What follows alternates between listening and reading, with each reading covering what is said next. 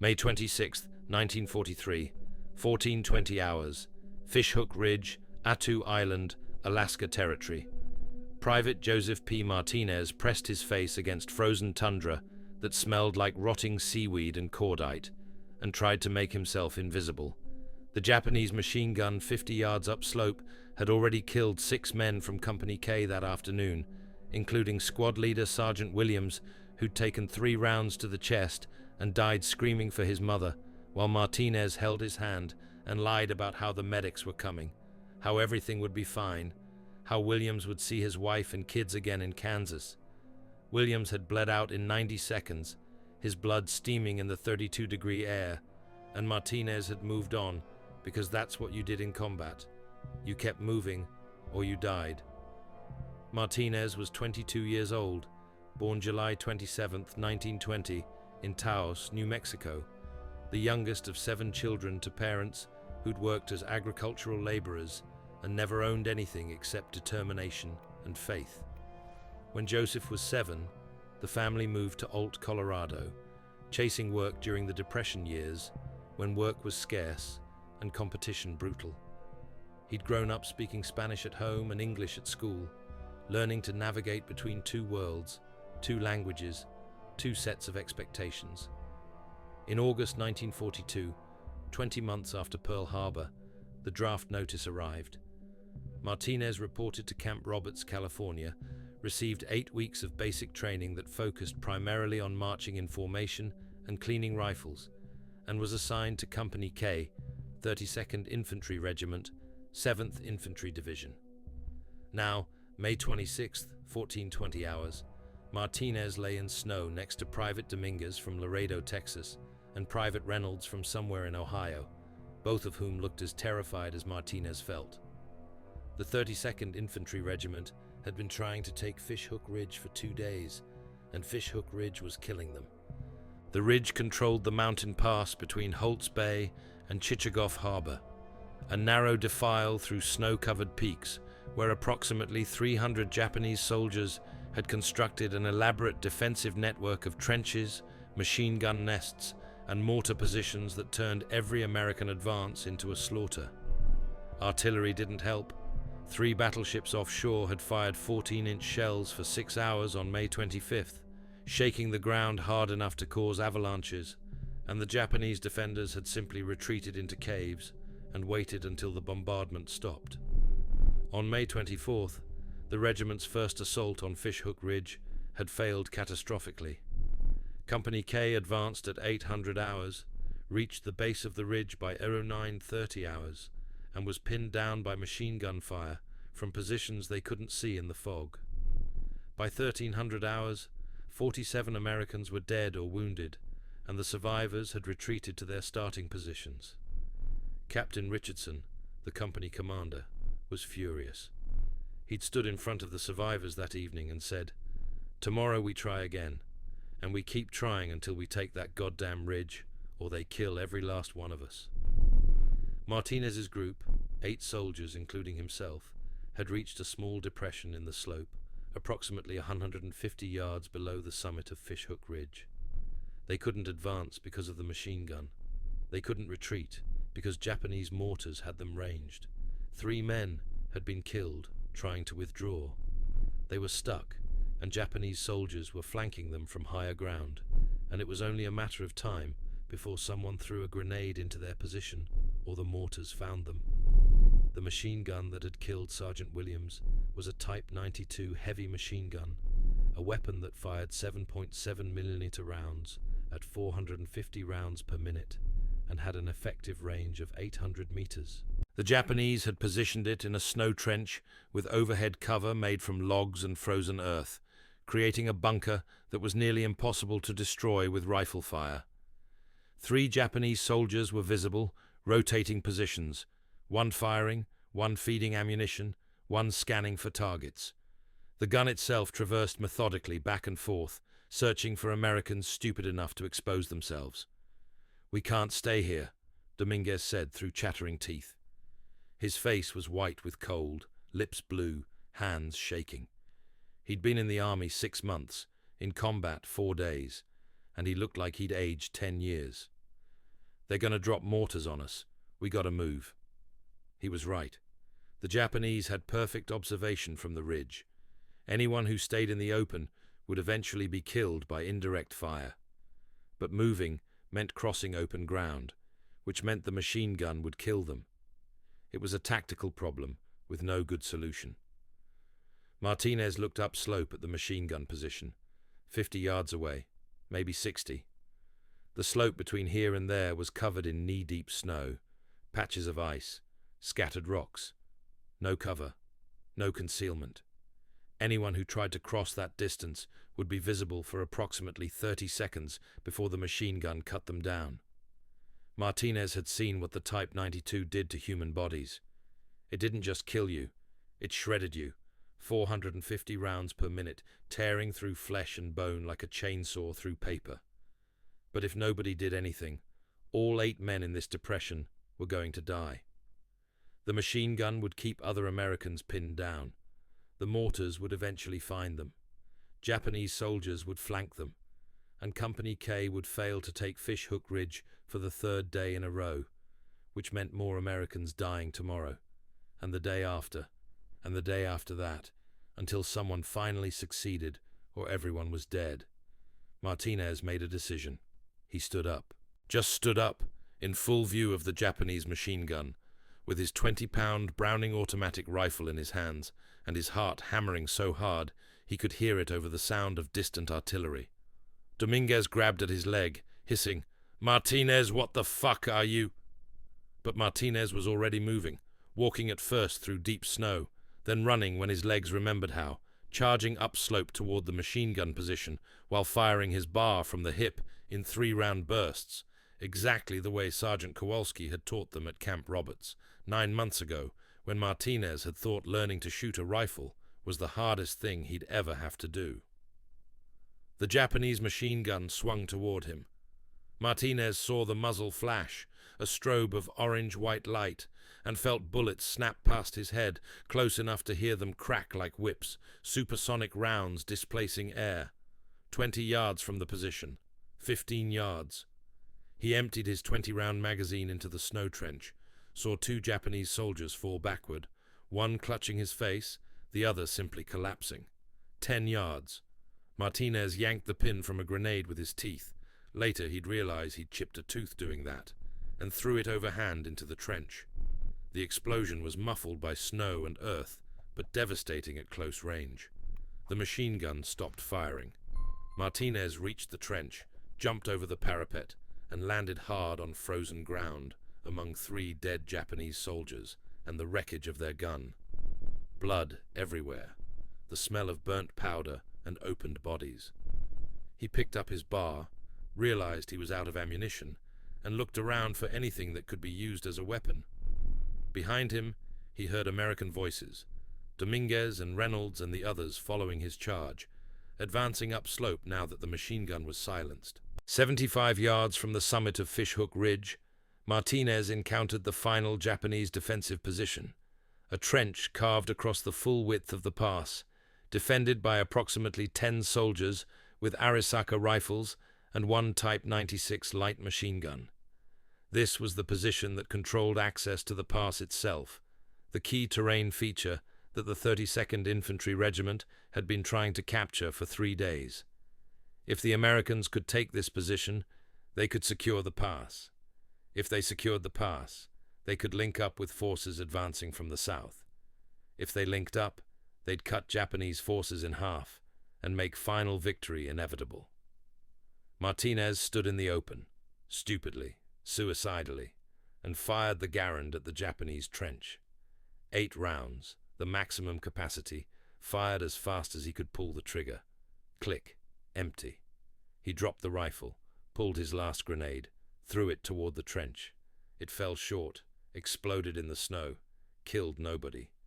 Japanese soldiers in the trench were firing back now, multiple rifles, bullets cracking past Martinez or thudding into snow around his feet. He should have taken cover. He should have retreated. Instead, he bent down, picked up another Garand from another dead American, and raised it to fire. That's when the bullet hit him.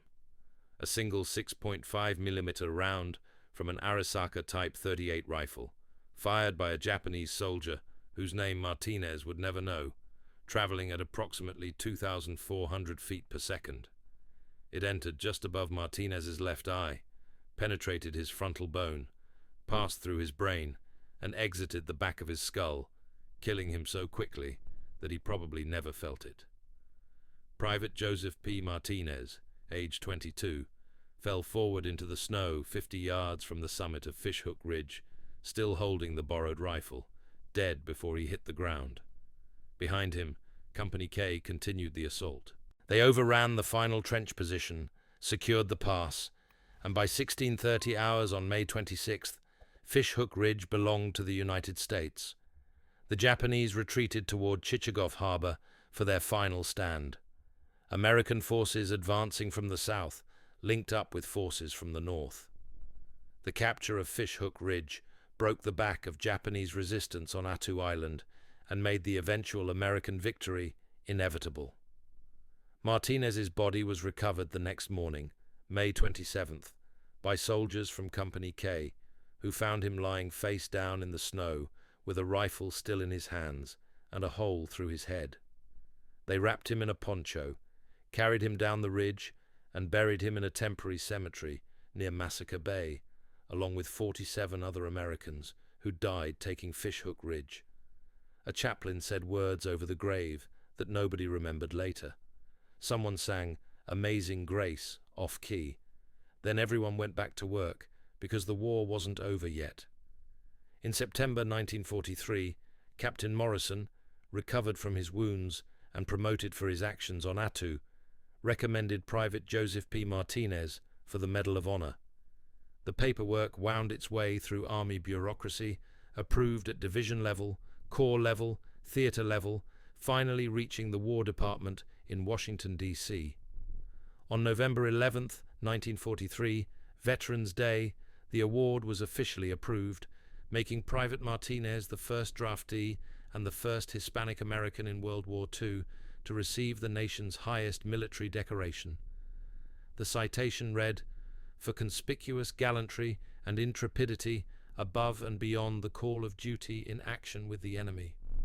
Over a period of several days, repeated efforts to drive the enemy from a key defensive position high in the snow-covered precipitous mountains between East Arm Holtz Bay and Chichagof Harbor had failed.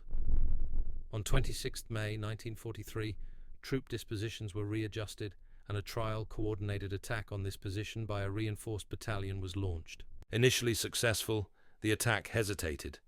In the face of severe hostile machine gun, rifle, and mortar fire, Private Martinez, an automatic rifleman, rose to his feet and resumed his advance. Occasionally, he stopped to urge his comrades on. His example inspired others to follow. After a most difficult climb, Private Martinez eliminated resistance from part of the enemy position by bar fire and hand grenades, thus assisting the advance of other attacking elements. This success only partially completed the action. The main Holtz-Chichagof Pass rose about 150 feet higher, flanked by steep rocky ridges and reached by a snow-filled defile. Passage was barred by enemy fire from either flank and from tiers of snow trenches in front. Despite these obstacles, and knowing of their existence, Private Martinez again led the troops on and up, personally silencing several trenches with bar fire and ultimately reaching the pass itself. Here, just below the knife-like rim of the pass, Private Martinez encountered a final enemy-occupied trench, and as he was engaged in firing into it, he was mortally wounded. What the citation didn't mention was that Martinez had been terrified, that he'd almost certainly known charging that machine gun position was suicide, that he'd done it anyway because 40 men behind him were going to die if somebody didn't do something. The citation didn't mention Julia, alone in Colorado, pregnant with a daughter who'd never meet her father.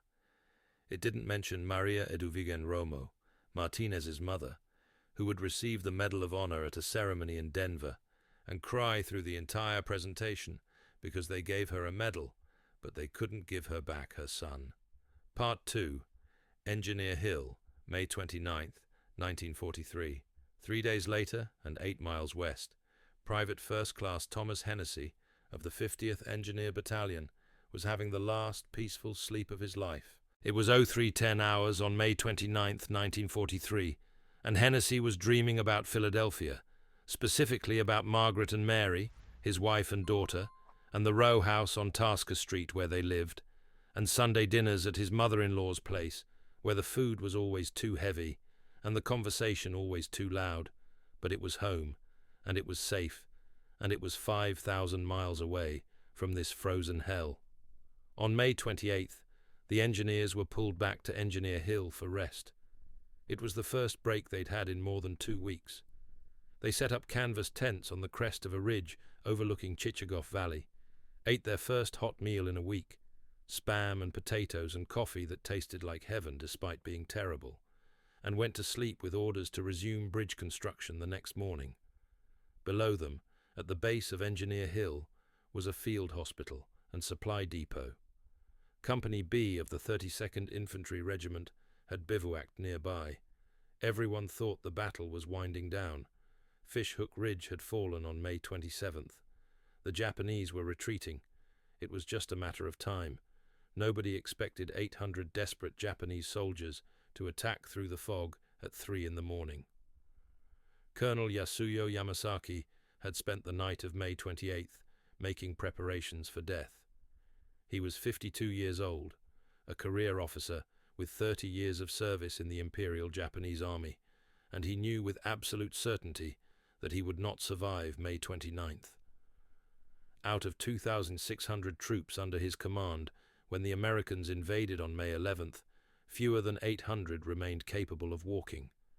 They had no food except what they could scavenge from American positions. They had no medical supplies except morphine for mercy killings. They had no ammunition except what each soldier carried. They had no hope of reinforcement.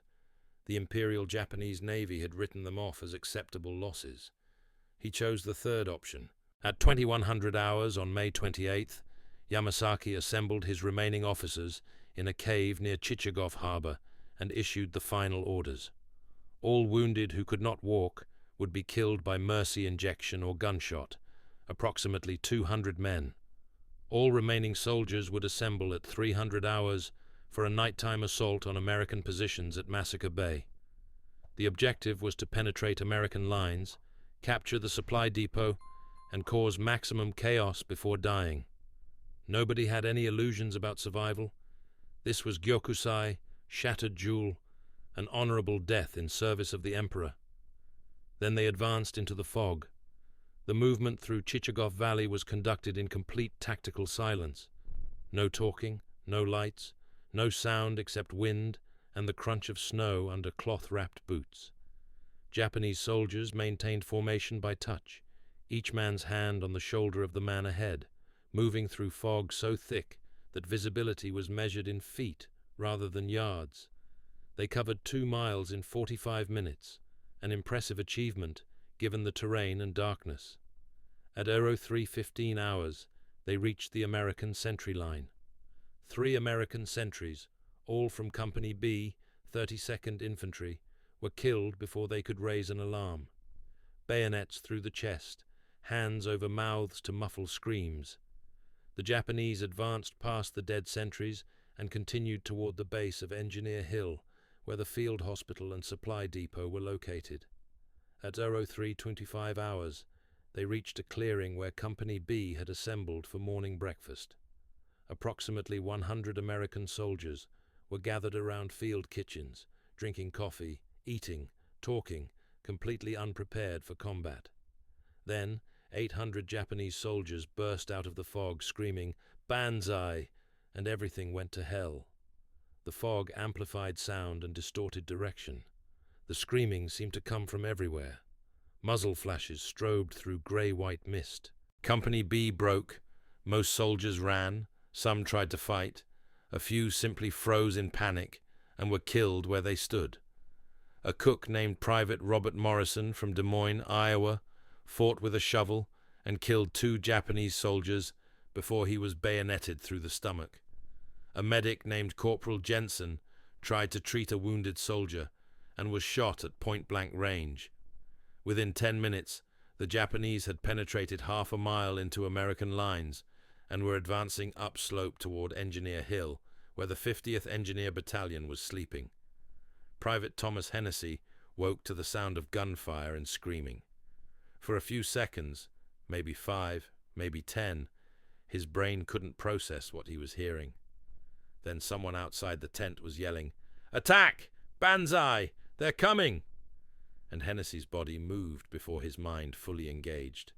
He grabbed his rifle, his helmet, nothing else because there was no time for anything else.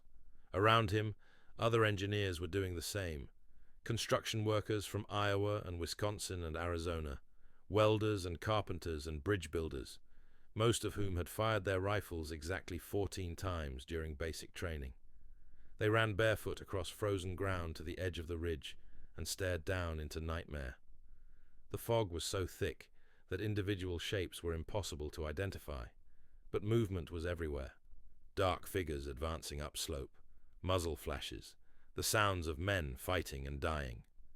Behind them, someone was screaming orders. "Line up! Shoulder to shoulder! Don't let them through!" Hennessy never learned who gave those orders. It might have been a sergeant, might have been an officer, might have been just another terrified engineer who understood that if they didn't form a defensive line, if they didn't hold this ridge, then 800 Japanese soldiers would overrun the supply depot and the entire American campaign would collapse. 40 men, maybe 50, it was hard to count in the confusion, formed a ragged line along the crest of Engineer Hill. They fixed bayonets with shaking hands. They chambered rounds with fingers that could barely feel metal. They stood shoulder to shoulder and waited for the attack to reach them. The attack came at 03:35 hours, and it was worse than anything Hennessy had imagined. Japanese soldiers emerged from fog at 15 yards distance, close enough to see faces, close enough to see expressions of desperation and rage and fatalism. They came in waves, climbing the slope with fixed bayonets, slipping on ice, falling and getting up and climbing again, screaming constantly. The engineers fired, 40 rifles firing as fast as men could pull triggers. The sound was deafening. Spent brass casings rained on frozen ground. The smell of gunpowder was so thick it burned lungs. Hennessy fired 8 rounds, watched his Garand's clip eject with a distinctive ping, fumbled a fresh clip from his belt, loaded it, fired 8 more rounds. He had no idea if he was hitting anything. The fog made accurate shooting impossible. He just aimed at movement and pulled the trigger and hoped. Next to him, an engineer named Patterson from Ohio was firing methodically, 1 shot every 3 seconds, conserving ammunition. On his other side, Wilson from Iowa was crying and firing simultaneously, tears streaming down his face, while he worked the bolt of his rifle with mechanical precision. The Japanese reached the base of Engineer Hill at 03:40 hours and began the final climb. The slope was steep, maybe 35 degrees, covered in snow and ice. American rifle fire was cutting them down, but they kept coming. For every Japanese soldier killed, another took his place. They were advancing through their own dead, climbing over bodies, unstoppable through sheer determination and the knowledge that retreat meant nothing, that the only choice was forward or death, and forward probably meant death anyway, so they might as well die attacking. At 03:50 hours, the first Japanese soldiers reached the crest of Engineer Hill. Hand-to-hand combat began, bayonets and rifle butts and fists and boots. Hennessy shot a Japanese soldier at 5 yards, watched him fall, and then another was on him with a bayonet. Hennessy blocked with his rifle, felt the bayonet scrape along the barrel, kicked the soldier in the knee, and hit him with the rifle butt hard enough to feel bone break. The soldier fell. Hennessy shot him, then he shot another. Then his rifle was empty, and he was swinging it like a club, because there was no time to reload. Private Patterson went down at 04:05 hours, bayoneted through the throat, killed quickly. Wilson was wounded at 04:20 hours, slashed across the face by a Japanese sword, blood everywhere but still fighting. An engineer named Russell from Wisconsin was firing his Browning automatic rifle in controlled bursts, 3 rounds at a time, dropping Japanese soldiers with professional precision, despite having 0 professional combat training. He'd learned the bar in basic training and retained just enough to be effective when effectiveness meant the difference between living and dying. The battle lasted 2 hours and 32 minutes. By 0547 hours, Japanese corpses covered the slope of Engineer Hill in piles. Colonel Yasuyo Yamasaki lay among the dead, killed while waving his sword and urging his men forward. The Japanese survivors, maybe 200 of them, retreated toward caves in the high ground. Most would die in those caves over the next few weeks, killed by grenades and flamethrowers or by their own hands.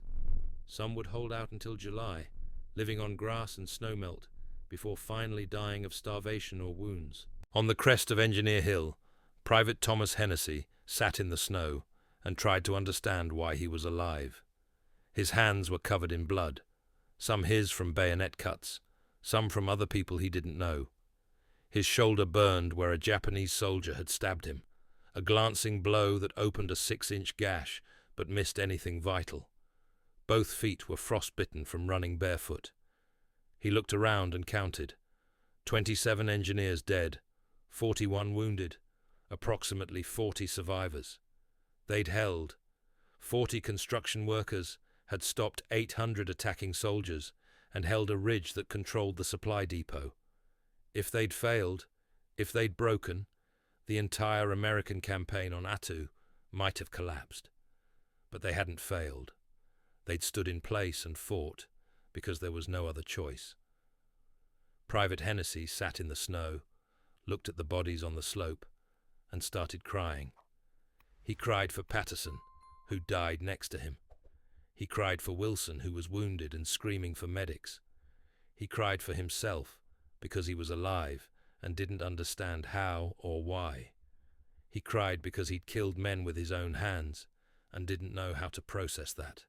He cried until there were no tears left, and then he stood up and went to help the wounded, because the war wasn't over yet, and there was work to do.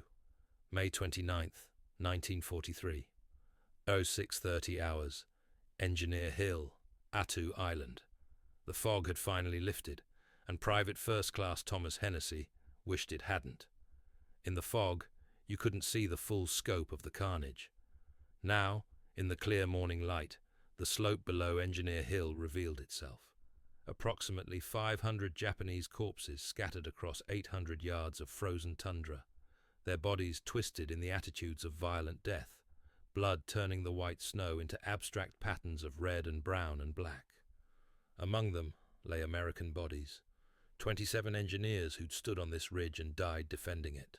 Patterson was down there somewhere, the Ohio farm boy who'd shown Hennessy pictures of his girlfriend just yesterday.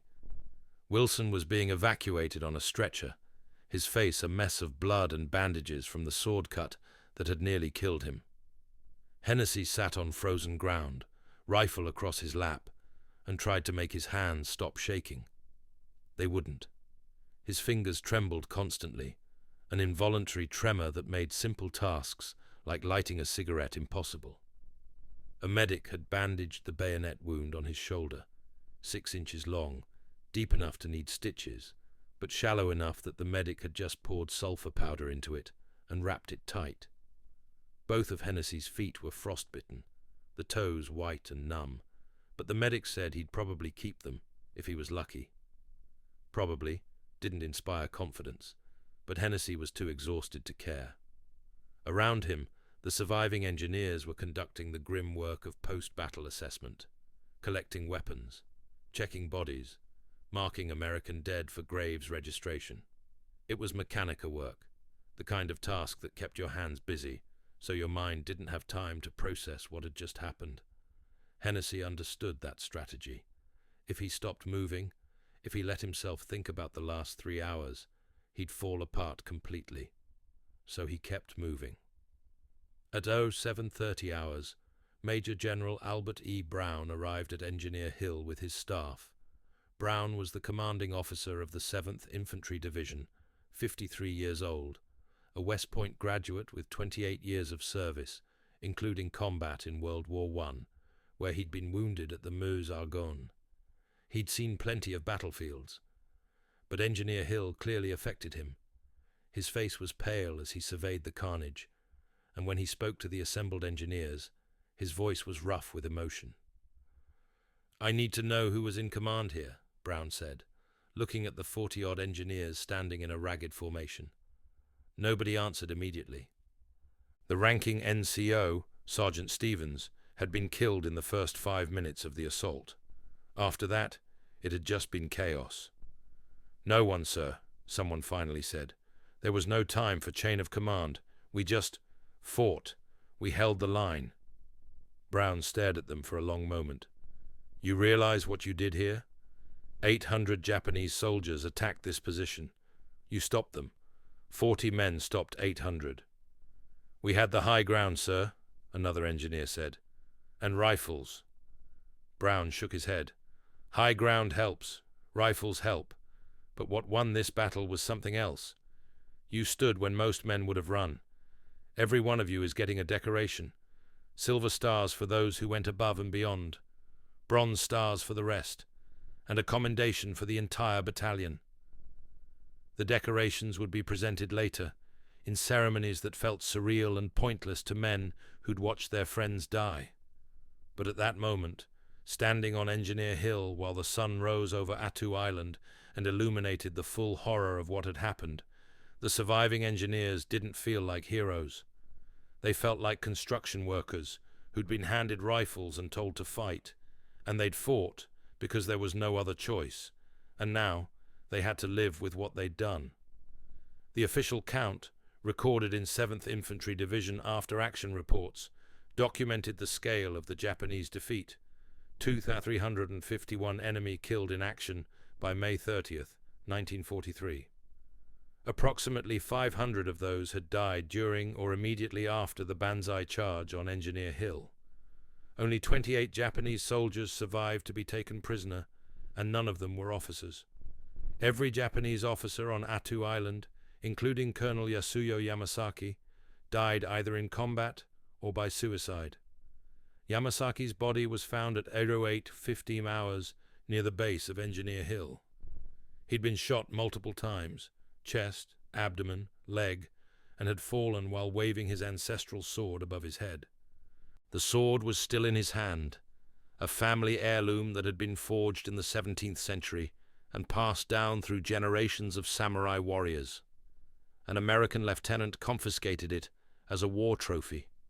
Decades later, that sword would be returned to Yamasaki's family in Japan, but in May 1943, it was just another piece of captured equipment. The real horror revealed itself in the caves.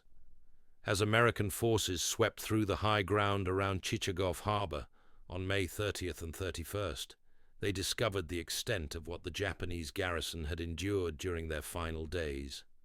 One cave, located approximately 400 yards from Engineer Hill, contained 40 Japanese soldiers who'd been too wounded to participate in the banzai charge. They'd been shot through the head by their own comrades on the night of May 28th. Mercy killings to spare them the dishonor of American capture. The cave floor was littered with spent brass casings and dried blood. Medical supplies were scattered everywhere: morphine vials, bandages, surgical instruments. And among the dead, someone had placed photographs of families in Japan, wives, children, parents who would never learn exactly how their loved ones had died. In another cave, American soldiers found the diary of Dr. Paul Nobuo Tatsuguchi, a Japanese army physician who'd kept a detailed record of the garrison's final days. Dr. Tatsuguchi had been educated in the United States, had graduated from Pacific Union College in California, spoke fluent English, and by all accounts had been a kind and skilled physician. His diary documented the progressive collapse of Japanese defenses, the dwindling food supplies, the impossible decisions about which wounded men to treat and which to let die. The final entry, dated May 28, 1943, was discovered by Corporal Donald Olson of the 7th Infantry Division Reconnaissance Platoon. Olson, who'd studied some Japanese in college, provided a rough translation that was later refined by Army intelligence. The last assault is to be carried out. All the patients in the hospital are to commit suicide. Only 33 years of living, and I am to die here. I have no regrets. Banzai to the Emperor. At 1800 hours took care of all the patients with grenades. Goodbye, Taiko, my beloved wife who loved me to the last. Until we meet again, grant you Godspeed. Misako, who just became 4 years old, will grow up unhindered. I feel sorry for you, Tokiko, born this February, and gone without seeing your father. Well, goodbye. The discovery of Tatsuguchi's diary created considerable controversy in the American press. Some newspapers published excerpts humanizing the Japanese enemy in ways that made readers uncomfortable. Others argued that the diary proved Japanese fanaticism and justified continued harsh treatment of enemy forces. But for the soldiers who'd fought on Attu, who'd killed Japanese soldiers at close range and then found their photographs and letters afterward, the diary was just confirmation of something they'd already known. The men they'd been fighting had families and lives and futures, just like Americans did, and war had ended all of that in the mud and snow of a frozen island nobody had heard of. Mopping up operations continued for weeks. Small groups of Japanese soldiers, isolated in caves throughout the high ground, either fought to the death or committed suicide rather than surrender. The fighting was brutal and intimate. Grenades thrown into caves, followed by screams and explosions, followed by silence. Flamethrowers used to burn out positions where Japanese soldiers refused to come out. On June 4, 1943, American soldiers from the 32nd Infantry Regiment discovered a cave network near Chichagof Harbor that housed 61 Japanese snipers. The Americans called for their surrender using loudspeakers and even Japanese-speaking interpreters. The snipers responded with rifle fire. The Americans sealed the cave entrance with explosives, then pumped gasoline inside and ignited it. All 61 snipers died. On June 11th, a patrol found 23 Japanese soldiers in a ravine, all dead from self-inflicted grenade wounds. They'd formed a circle, pulled the pins on grenades simultaneously, and held them to their chests. The crater in the center of the circle was 4 feet deep. On June 18th, a lone Japanese soldier ambushed an American supply convoy, killed 2 drivers with rifle fire, and then shot himself when Americans returned fire. His body was found with a note in Japanese that translated to, "I die with honor. Tell my family I served the Emperor faithfully." For the engineers of the 50th Battalion, the war didn't end with the banzai charge. It continued immediately and relentlessly. On May 30th, while burial teams were still collecting bodies from Engineer Hill, the engineers were back at work, clearing mines from supply roads. On June 2nd, they began constructing a bridge across Massacre Bay to facilitate vehicle movement between American positions. On June 15th, they started work on an airfield that would eventually serve as a forward base for bombing raids against Japan.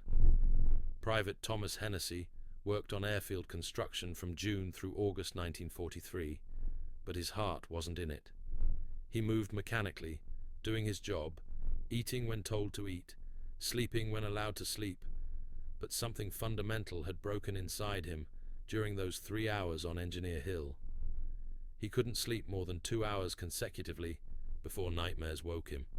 Always the same dream of Japanese soldiers coming out of fog while his rifle jammed. He jumped at loud noises. He couldn't eat without his hands shaking. On August 12th, after watching Hennessy drop a welding torch for the 3rd time in an hour, the battalion medical officer declared him unfit for further duty. The diagnosis was combat exhaustion, a catch-all term the Army used for what later generations would call post-traumatic stress disorder. The treatment was removal from combat zones and assignment to rear echelon duties. On August 20th, 1943, Hennessy boarded a transport ship bound for Seattle. He spent 2 weeks at Fort Lewis undergoing evaluation, then was transferred to a logistics unit in San Diego, where he spent the rest of the war loading supply ships. It was safe work, boring work, work that didn't require him to shoot anyone or watch anyone die. Hennessy was grateful for it. The medal ceremony was brief and uncomfortable. General Brown shook hands, said words about duty and sacrifice that Hennessy immediately forgot, and pinned the silver star to Hennessy's uniform. Hennessy saluted, said, "Thank you, sir," and went back to his tent, where he put the medal in his duffel bag and never looked at it again. Years later, his daughter would find it in a shoebox in his closet, along with his discharge papers and a photograph of Engineer Hill. Private Joseph P. Martinez never got a ceremony on Attu. He was dead 3 days before anyone at division headquarters realized how extraordinary his actions had been. But soldiers from Company K, 32nd Infantry Regiment, told stories. Stories about the kid from Colorado who'd stood up when everyone else was pinned down, who'd charged a Japanese machine gun nest that everyone knew was suicide, who'd cleared multiple positions single-handedly, who'd reached the summit of Fishhook Ridge despite being wounded multiple times, who died 50 yards from victory, but whose sacrifice had made that victory possible. Captain Morrison, recovered from his wounds by late June, wrote a detailed after-action report documenting Martinez's actions. On September 15, 1943, Morrison formally recommended Martinez for the Medal of Honor. The recommendation included sworn statements from 4 soldiers who'd witnessed the assault, tactical maps showing Martinez's route up the ridge, and casualty reports demonstrating the impact of his actions. The paperwork traveled through channels: division headquarters, corps headquarters, theater headquarters, finally reaching the War Department in Washington, D.C. On November 11, 1943, Veterans Day, Secretary of War Henry Stimson personally approved Private Joseph P. Martinez for the Medal of Honor, making him the first draftee in World War II to receive the decoration and the first Hispanic American to be so honored. The official announcement was released to newspapers nationwide. In Ault, Colorado, Maria Eduvigen Romo learned that her youngest son had been awarded the nation's highest military honor from a reporter who knocked on her door asking for a comment. The Medal of Honor was presented to Maria at a ceremony in Denver on January 8, 1944. She was 61 years old, widowed, grieving, and completely unprepared for the public attention. Army officers in dress uniforms spoke about Joseph's courage and sacrifice. Politicians gave speeches about duty and patriotism. A military band played The Star-Spangled Banner and God Bless America. Maria sat in the front row, clutching a photograph of Joseph, and cried through the entire ceremony. When the presentation itself came, when Colonel James Parker placed the Medal of Honor in her hands, Maria looked at it for a long moment. The bronze star hanging from a blue ribbon, the word Valor embossed on the ribbon, the weight of it, maybe 2 ounces, representing her son's life. Colonel Parker said something about Joseph dying heroically, about his sacrifice saving many American lives, about how proud she should be. Maria nodded politely, accepted the medal, and said in heavily accented English, "Thank you for medal. I want my son. I want Joseph back." The ceremony concluded. Photographers took pictures. Reporters asked questions. Maria gave brief answers through a translator, then went home to Ault, where she placed the Medal of Honor in a drawer and didn't look at it for 5 years. In interviews decades later, she told her grandchildren, "They gave me a medal for Joseph's death. I would trade all the medals in the world to have him back for 1 hour, to hear him laugh, to see him smile, to tell him I loved him one more time." Julia Martinez, Joseph's widow, received her own notification of the Medal of Honor in late November 1943. She was living with her parents in Ault, 8 months pregnant with Joseph's daughter. The baby, named Laura Martinez, was born on December 3, 1943. Julia never remarried. She raised Laura alone, worked as a seamstress, and kept Joseph's photograph on her bedside table for the rest of her life. When Laura asked about her father, Julia told her, "Your father was a brave man who died doing his duty. He loved us very much. He wanted to come home. The war took him from us." The strategic impact of the Battle of Attu became clear within weeks of the American victory.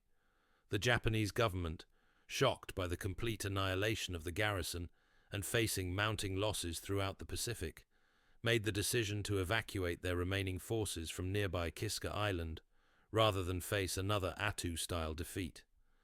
The evacuation was brilliantly executed. On July 28, 1943, under cover of fog, 7 Japanese destroyers evacuated 5,183 troops from Kiska in a nighttime operation that American intelligence completely missed. When American and Canadian forces invaded Kiska on August 15, 1943, with a combined force of 34,426 troops, more than twice the size of the Attu invasion, they found an empty island. The Japanese had left behind booby traps, strategically placed dummy installations to suggest occupation, and recordings of voices and equipment sounds that played on loudspeakers. American forces spent 3 days liberating an island that had been abandoned 2 weeks earlier. 21 Allied soldiers died during the Kiska invasion, all from friendly fire incidents and booby traps. Not a single Japanese soldier was present. The Japanese abandonment of Kiska effectively ended their 14-month occupation of American territory in the Aleutian Islands. The threat to Alaska and the U.S. West Coast, never particularly credible but psychologically significant, was eliminated. American forces controlled the entire Aleutian chain, providing forward bases for future operations and psychological reassurance to a public still reeling from Pearl Harbor. But the cost had been staggering. Of the 15,000 American troops engaged in the Battle of Attu, 3,929 became casualties, a 26% casualty rate that made Attu the second deadliest battle in the Pacific theater, exceeded only by Iwo Jima. The breakdown was grim. 549 killed in action, 1,148 wounded in combat, 1,200 evacuated for cold weather injuries, primarily frostbite and trench foot, 614 dead from disease, pneumonia, dysentery, blood poisoning, and 318 dead from miscellaneous causes including Japanese booby traps, friendly fire incidents in the fog, and accidental deaths from falls or equipment malfunctions. The environmental casualties were particularly shocking. More Americans were injured by the weather than by enemy action, a testament to how unprepared the military was for Arctic warfare in 1943. Soldiers had been issued standard wool uniforms designed for temperate climates. Boots were leather, which froze and cracked in sub-freezing temperatures. Sleeping bags were inadequate. Tents provided minimal insulation. Men developed frostbite on their feet, hands, and faces. Trench foot was endemic, caused by prolonged exposure to cold, wet conditions that damaged tissue and led to gangrene if untreated. The lessons learned on Attu influenced every subsequent Pacific campaign. The Army completely redesigned cold weather gear, creating insulated Mickey Mouse boots with rubber exteriors and thick felt lining that actually kept feet warm in Arctic conditions. They developed layered clothing systems, improved sleeping bags, and better tent designs. They changed tactical doctrine to emphasize overwhelming firepower and extensive artillery preparation before assaulting fortified positions, a lesson that would be applied on Saipan, Iwo Jima, and Okinawa. They also studied the banzai charge in detail. Army intelligence officers interviewed survivors, analyzed tactical patterns, and developed countermeasures. The key was maintaining discipline and interlocking fields of fire. When defenders kept their positions and concentrated firepower, banzai charges were suicidal and achieved little. But when defenders panicked and broke formation, Japanese attackers could penetrate deep into rear areas and cause catastrophic casualties. The engineers on Engineer Hill had demonstrated perfect defensive discipline, and their example was taught at officer training schools for the remainder of the war. Private Thomas Hennessy returned to Philadelphia in November 1943, found his wife Margaret and daughter Mary, and tried to resume normal life. He went back to work as a welder at the Navy Yard. He came home for dinner at 6 p.m. every evening. He went to church on Sundays. He never talked about Attu. When friends or family asked about his war service, he'd say, "I was in Alaska," and change the subject. If pressed, he'd say, "It was cold. We built some roads. Nothing interesting happened." Margaret knew better. She'd seen the nightmares, heard him crying in his sleep, watched him flinch at loud noises. But she didn't push. If Thomas didn't want to talk about it, that was his choice. The nightmares lasted for years. Always the same dream. Fog, shapes moving through it, rifle jamming when he pulled the trigger, Japanese soldiers getting closer while he desperately tried to clear the malfunction. Hennessy would wake up gasping, heart pounding, sheets soaked with sweat. Sometimes he couldn't get back to sleep. He'd sit in the kitchen, smoke cigarettes, and wait for dawn. In 1947, 4 years after Engineer Hill, Hennessy attended a reunion of 50th Engineer Battalion survivors in New York City. The announcement had appeared in veterans' magazines. All survivors of the Attu campaign were invited to gather at a hotel in Manhattan for drinks and reminiscence. Hennessy almost didn't go. Margaret had to convince him. But eventually he took the train from Philadelphia to New York. 11 men showed up. Out of approximately 200 engineers who'd been on Attu, only 11 came to the reunion. They gathered in a hotel bar, ordered beers, and stared at each other awkwardly. Nobody knew what to say. Finally, Wilson, the kid from Iowa who'd been slashed across the face during the banzai charge, raised his glass and said, "To the guys who didn't make it." Everyone drank. Then they talked about their jobs, their families, the price of gasoline, anything except Attu. Around 10 p.m., people started leaving. Handshakes, promises to stay in touch that nobody kept. Hennessy took the train back to Philadelphia and never attended another reunion. Some experiences don't need to be discussed. They just need to be survived. In 1984, Thomas Hennessy died at age 69 from a massive heart attack while working in his garage. His daughter Mary was cleaning out his belongings when she found a shoebox in his closet containing 3 items: his Silver Star medal, his discharge papers, and a photograph of Engineer Hill taken on June 1st, 1943, showing the slope covered in bodies and the American flag flying from the crest. On the back of the photograph, in her father's handwriting, were 5 words: "We held. Don't know how." Today, Attu Island is uninhabited, except for a small Coast Guard station monitoring shipping lanes. The battlefield is a National Historic Landmark, protected as part of the Alaska Maritime National Wildlife Refuge. The ruins remain, cracked concrete runways slowly being reclaimed by tundra, collapsed buildings where engineers once slept, rusted equipment abandoned when the war ended. On Engineer Hill, a memorial plaque placed in 1982 reads, "On this ridge, May 29, 1943, American engineers stopped 800 attacking Japanese soldiers in one of the largest banzai charges of the Pacific War.